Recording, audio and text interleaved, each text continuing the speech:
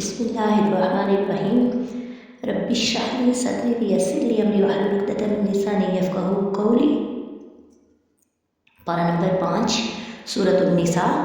وَإِنْ خِفْتُمْ شِقَاقَ بَيْنِهِمَا، اور اگر خوف ہو تمہیں ناچاکی کا ان دونوں کے درمیان، فَابْعَثُوا حَكَمًا مِّنْ أَهْلِهِ، تو مقرر کرو ایک پنچ مرد کے کنبہ سے، وَحَكَمًا مِّنْ أَهْلِهَا، اور ایک پنچ عورت کے کنبہ سے۔ ان یریدا اصلاحا یوفق اللہ بینہما، اگر وہ دونوں پنچ ارادہ کریں صلح کروانے کا تو موافقت پیدا کر دے گا اللہ تعالیٰ میاں بیوی کے درمیان۔ ان اللہ کان علیما خبیرا، بے شک اللہ تعالیٰ سب کچھ جاننے والا، ہر بات سے خبردار ہے۔ وَاعْبُدُوا اللَّهَ، اور عبادت کرو اللہ تعالیٰ کی، وَلَا تُشْرِكُوا، اور نہ شریک بناؤ، بِهِ شَيْئًا، اس کے ساتھ کسی کو بھی، وَبِالْوَالِدَيْنِ إِحْسَانًا، اور والدین کے ساتھ اچھا برتاؤ کرو، وَبِذِي الْقُرْبَى وَالْيَتَامَى، نیز رشتہ داروں اور یتیموں، وَالْمَسَاکِینِ، اور مسکینوں، وَالْجَارِ ذِي الْقُرْبَى، اور پڑوسی جو رشتہ دار ہیں، وَالْجَارِ الْجُنُبِ، اور پڑوسی جو رشتہ دار نہیں ہیں، وَالصَّاحِبِ بِالْجَنبِ، اور ہم مجلس، وَابْنِ السَّبِیلِ، اور مسافر، وَمَا مَلَکَتْ أَیْمَانُکُمْ، اور جو لونڈی اور غلام تمہارے قبضہ میں ہے۔ ان اللہ، بے شک اللہ تعالیٰ، لا يحب من کان مختالا فخورا، پسند نہیں کرتا اس کو جو مغرور ہو اور فخر کرنے والا ہو۔ للذین یبخلون، جو خود بھی بخل کرتے ہیں، یأمرون الناس بالبخل، اور حکم دیتے ہیں لوگوں کو بھی بخل کرنے کا، ویکتمون، اور چھپاتے ہیں، ما آتاہم اللہ من فضلہ، انہیں جو اللہ تعالیٰ نے اپنے فضل سے تیار کر رکھا ہے، اللہ تعالیٰ وآتتنا، اور تیار کر رکھا ہے ہم نے، للکافرین، کافروں کے لیے، عذابا مہینا، رسوا ذلیل کرنے والا عذاب۔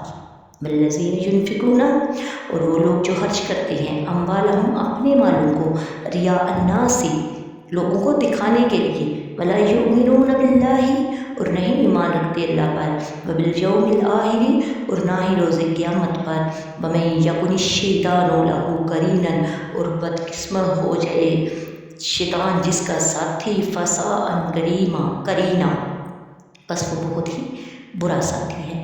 وماذا علیہم لو آمنوا، اور کیا نقصان ہوتا ان کا اگر ایمان لاتے، باللہ، اللہ پر، والیوم الآخر، اور روز آخرت پر، فانفقوا مما رزقہم اللہ، اور خرچ کرتے اس سے جو دیا ہے اللہ تعالیٰ نے انہیں، وکان اللہ بہم علیما، اور اللہ تعالیٰ ان سے خوب واقف ہے۔ ان اللہ، بے شک اللہ تعالیٰ، لا یظلم، نہیں ظلم کرتا، مثقال ذرۃ، ذرہ برابر بھی، وإن تک حسنۃ، اور بلکہ اگر ہو معمولی سی نیکی، یضاعفھا، تو دگنا کر دیتا ہے اسے، ویؤتی، اور دیتا ہے، من لدنہ اجرا عظیما، اپنے پاس سے اجر عظیم۔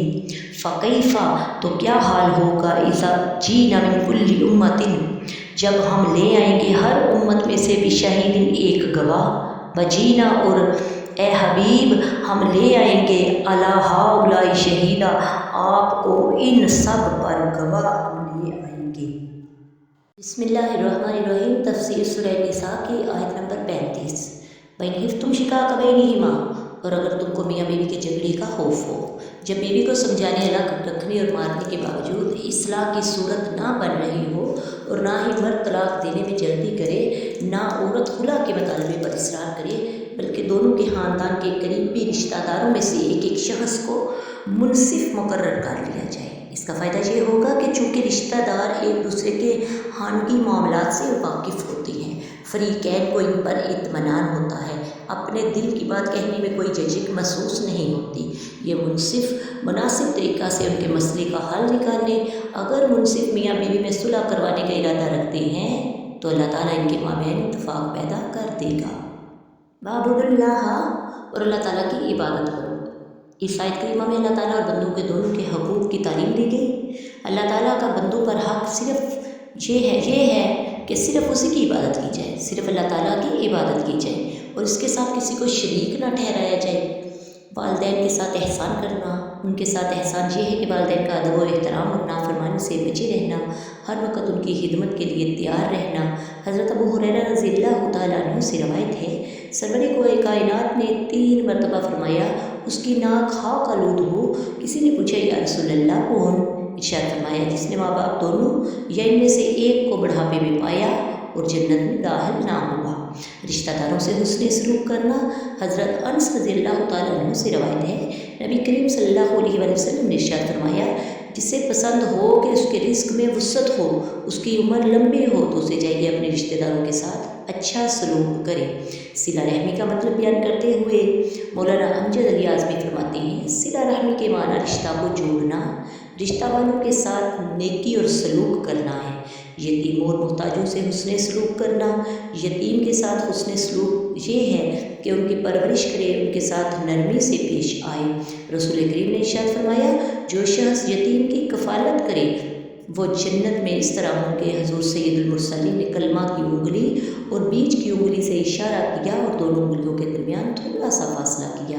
مسکین سے حسن سلوک یہ ہے کہ ان کی امداد کرے، مسکین کی خبر گیری کرنے والا راہ خدا میں جہاد کرنے والے کی طرح ہوتا ہے۔ ہمسایوں سے حسن سلوک کرنا، قریب کے ہمسایوں سے اور دور کے ہمسایوں سے۔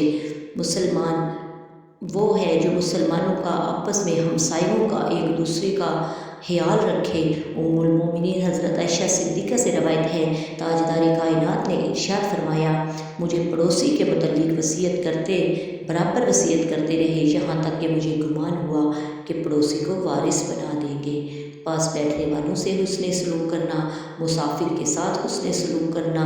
حضرت ابو ہریرہ سے روایت ہے، کریم آقا نے ارشاد فرمایا، جو شخص اللہ اور روز قیامت پر ایمان رکھتا ہے وہ مہمان کا اکرام کرتا ہے۔ لونڈی اور غلام کے ساتھ اچھا سلوک کرنا، نبی پاک صلی اللہ علیہ وآلہ وسلم نے ارشاد فرمایا، غلام تمہارے بھائی ہیں، اللہ تعالیٰ نے انہیں تمہاری ماتحت کیا ہے، لہٰذا تم ان سب کے ساتھ اچھا سلوک کرو۔ اللہ تعالیٰ اس شخص کو پسند کرتا ہے جو اچھا سلوک کرے، بے شک اللہ تعالیٰ ایسے شخص کو پسند نہیں کرتا جو متکبر اور فخر کرنے والا ہو۔ آیت نمبر 39، وماذا علیہم، اور ان کا کیا نقصان تھا؟